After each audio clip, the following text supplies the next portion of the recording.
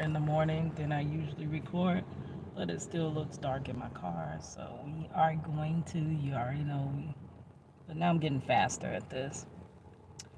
Thank you, everyone that subscribed. I just hit 26 subscribers, which I see now that you can start live streaming from your phone at 50 on my other channel. At the time I was building my other channel from 2000, well, way before, but when I jumped back on my channel in 2020,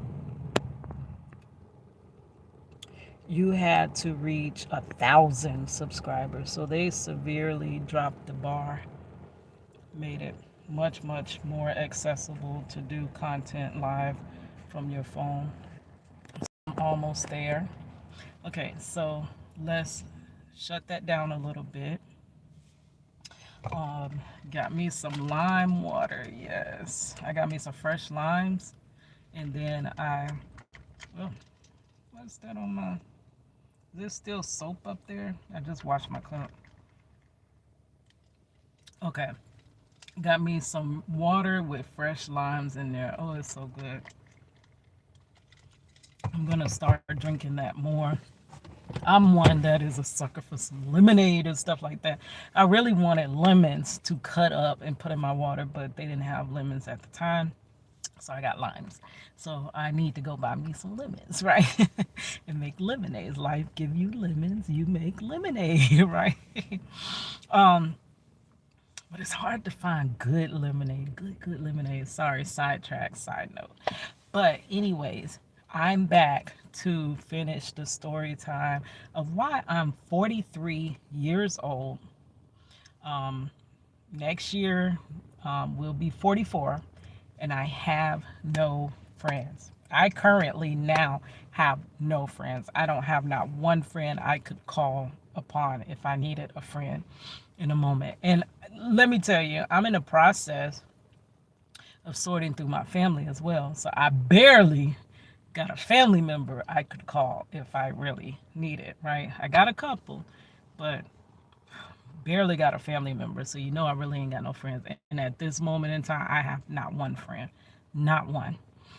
Um, so this is part two because the first part I started to record and the battery on my phone was going dead, so it abruptly just shut off. So if you want to check out part one, it'll be in the description box. That goes back to my early life of rejection through elementary because I was the only black girl, really one of two black students. There was a black girl and a black boy. Actually, there was two black boys, which one was my cousin, but then he moved on to the next school, a higher level school, because he's a little older than me. So it ended up being one black boy, one black girl. So I was the only black girl in my school. Crazy. So because I was the only black girl, I was made fun of and teased about my hair texture and my hairstyles and things like that, which caused me to not really have friends. They kind of played with me or whatever, but I was nobody's friend. Never picked for any class activities. Never the one that, you know. Okay. So my mother, fast forward middle school, which is sixth grade through eighth grade here in Florida, she decided maybe that was too much, being the only black girl in an all-white school. That she moved me to an all black school where I'm thinking, yes, now I'm gonna fit in because it's more people just like me. I'm not the only black girl. And I had a skateboard accident, scarred my face, fell and slid across the concrete, and chipped out my teeth, scarred up my hand, and kids called me Scarface.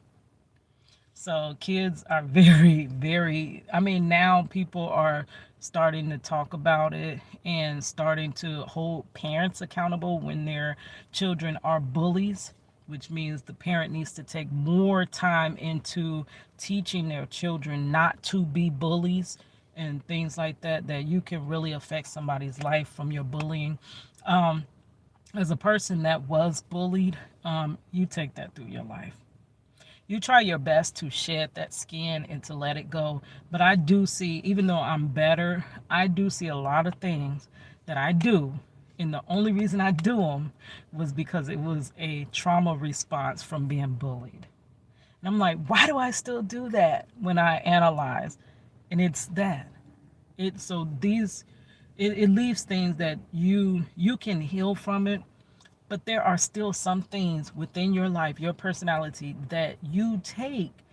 I'm 43. So when I was being bullied, I was bullied from 6th grade to ninth grade.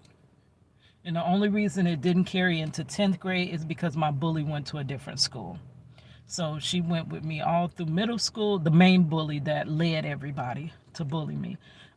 All through middle school, and then into ninth grade. We had ninth grade centers. Back then, they separated the ninth graders to kind of wean them into being into high school. So she also went to my ninth grade center, and she ridiculed and had everybody following behind, ridiculing me when people tried to be my friend, or it was like, okay, so like I remember this one time.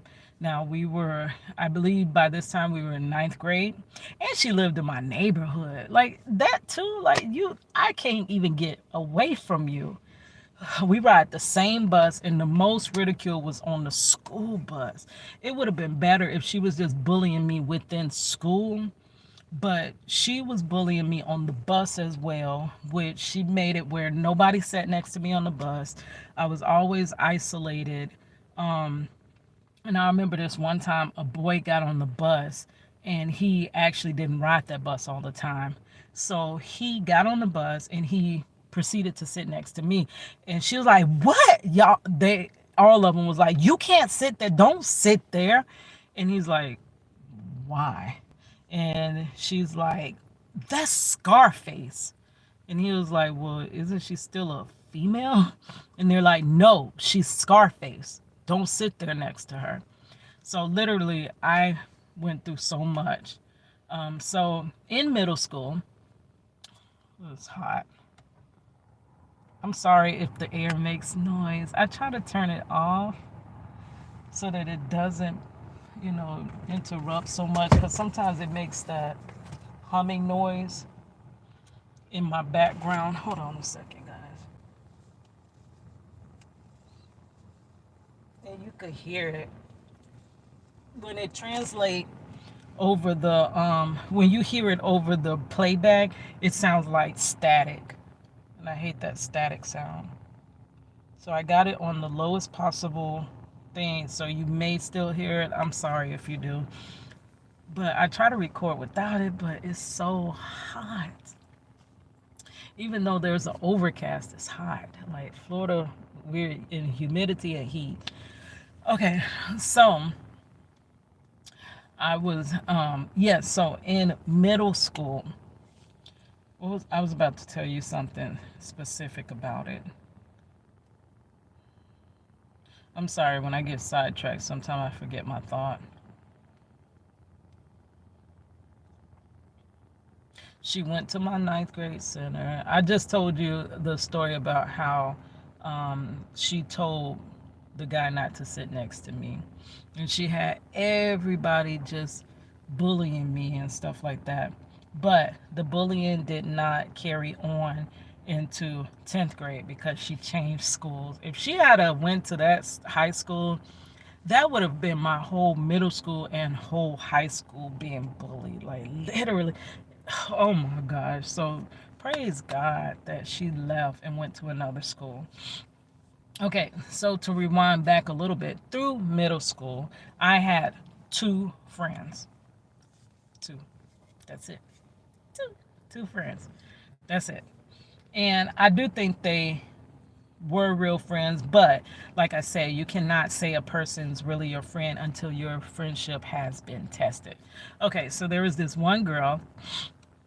Her name, I'm just going to cut it down. Her name was Kima.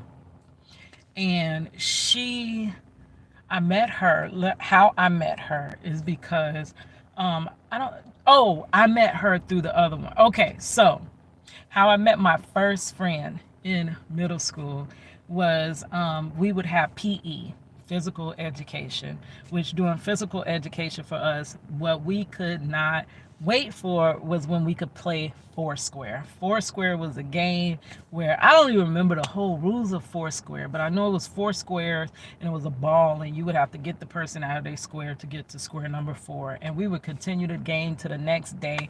I'm square number four, and this and that. So I used to play Foursquare, and there was this one girl, we're gonna call her Diane. Like, she literally would talk with me and this and that, and we were in band together, though I was the last seat clarinet, and I would sometimes battle and go up to the second to last seat. I remember this guy Steve, me and him went back and forth between last to second to last seat. I never got further than that. But she was in my band as well. She played clarinet as well. And she was all the way towards the front. She always was like in the front of the clarinets, and I was in the back, right? So she actually talked to me. We exchanged phone numbers. She called me sometimes outside of school. And I remember back then Coolio was out. This is where I'm going from being the only black child in an all-white school and just being exposed to hip-hop, falling in love with Snoop Dogg, Ice Cube. I'm like, oh, this is so beautiful. I love this music or whatever. So Coolio had that Fantastic Voyage. I remember Diane would just call me and be like, oh, Fantastic Voyage video is on. Come on, we got to listen to it together. So we would literally listen to videos over the phone together. And it was some cartoon called Wait Till Your Father Gets Home that came on Cartoon Network. And we loved that cartoon. We would both watch it at our own houses or whatever. And whenever the theme song would come on, wait till your father gets, wait till your father gets home. When that came on, she would literally call me just so we could sing the theme song together. So she became my friend. So within the bullying, like, she was literally the only one that withstood the bullying. But we didn't ride the bus together, so I don't know if she would have reacted the same if she was right under pressure to bully me, like, right directly. So I don't know, but somehow she didn't participate in that, and she still was my friend in spite of. Okay, so Diane had another friend named Kima. I believe they went to the same elementary together, and somehow we all started talking, actually taking lunches sometime together. And Kima used to get the free lunch, right? And my mother back then, they had a snack bar and they had the cafeteria. Okay, my mother, they always said we made too much for any assistance, so my mother did not get free lunch. So my mother would give me $2 every day. Oh my gosh, that brings me back to elementary. Another time I was bullied was over my lunch money. This little boy used to bring a knife to school, and he used to actually poke the knife up under the table at my desk and demand my lunch money, or he's going to poke me. That's how he used to do. And I would give him my lunch money. And it became to where the teacher, the cafeteria wrote my mother, was like, you need to, she can't keep eating these peanut butter and jelly sandwiches. You need to send her lunch money. And she's like, hold on, I do send her lunch money. What are you talking about? And that's when it was discovered that the guy was threatening me to get my lunch money. I was a little girl, baby. What could I have been, 7 or 8 or something? And he was threatening me. Oh gosh, what's wrong with my life? It got me twisted. I've never seen that happen. What's wrong?